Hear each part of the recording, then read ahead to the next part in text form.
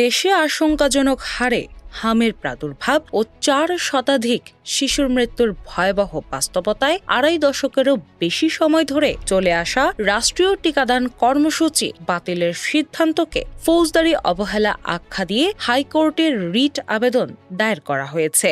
রোববার 17 মে সুপ্রিম কোর্টের আইনজীবী ব্যারিস্টার এম আশরাফুল ইসলাম সংশ্লিষ্ট শাখায় এই জনস্বার্থমূলক রিটটি দায়ের করেন।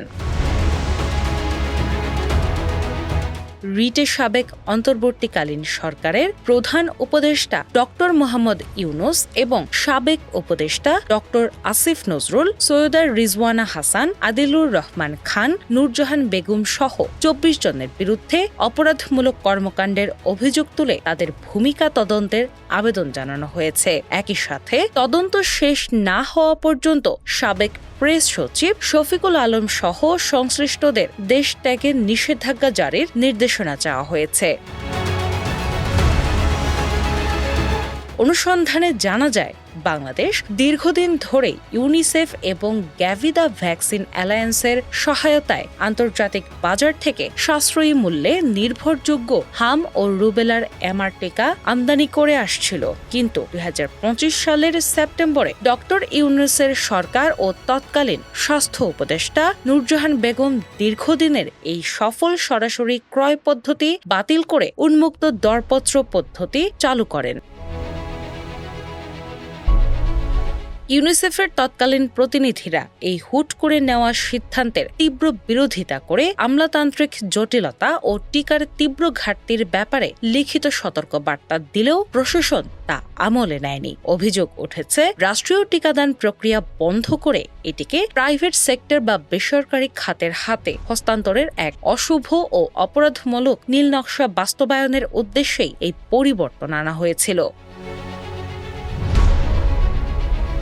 দরপত্র প্রক্রিয়ায় দীর্ঘসূত্রতার কারণে 2025 সালের শেষ এবং 2026 সালের শুরুতে দেশের সরকারি টিকাদান কেন্দ্রগুলোতে টিকার তীব্র সংকট দেখা দেয়। ফলশ্রুতিতে রুটিন টিকাদান ব্যাহত হওয়ায় প্রায় 40 লক্ষ শিশু টিকা বঞ্চিত হয় এবং সম্পূরক হাম রুবেলার ক্যাম্পেইন পুরোপুরি বাতিল হয়ে যায়। একই সাথে ভিটামিন এ ক্যাপসুল বিতরণে চরম সমন্বয়হীনতার কারণে শিশুদের রোগ প্রতিরোধ ক্ষমতা ভেঙে পড়ে।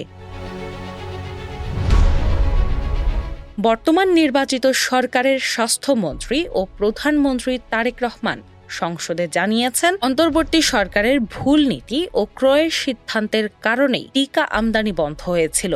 পরিস্থিতি সামাল দিতে গত মার্চে বর্তমান সরকার ওপেন টেন্ডার পদ্ধতি বাতিল করে পুনরায় ইউনিসেফের মাধ্যমে সরাসরি টিকা ক্রয়ের পুরনো পদ্ধতিতে ফিরে গেছে।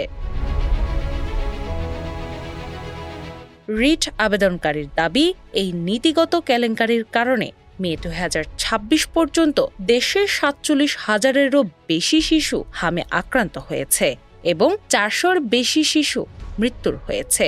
সরকারি দায়িত্ব অবহেলা করে শিশুদের জীবন ঝুঁকির মধ্যে ফেলার এই অমার্জনীয় অপরাধের সুষ্ঠু বিচার ও দায়ীদের শাস্তি নিশ্চিত করতেই এই আইনি পদক্ষেপ। রিটে ক্যাবিনেট সচিব, স্বাস্থ্য সচিব, স্বরাষ্ট্র সচিব এবং স্বাস্থ্য অধিদপ্তরের মহাপরিচালক সহ সংশ্লিষ্ট সরকারি কর্মকর্তাদের বিবাদী করা হয়েছে।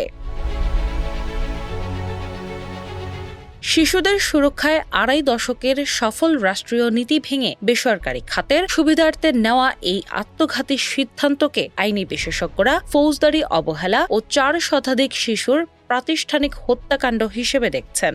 বর্তমান সরকার পুরনো ক্রয় পদ্ধতিতে ফিরলেও সাবেক অন্তর্বর্তী প্রশাসনের এই চরম সমন্বয়হীনতার সুনির্দিষ্ট দায় নির্ধারণ এবং জড়িতদের দৃষ্টান্তমূলক শাস্তি নিশ্চিত করাই এখন এই রিট আবেদনের মূল লক্ষ্য।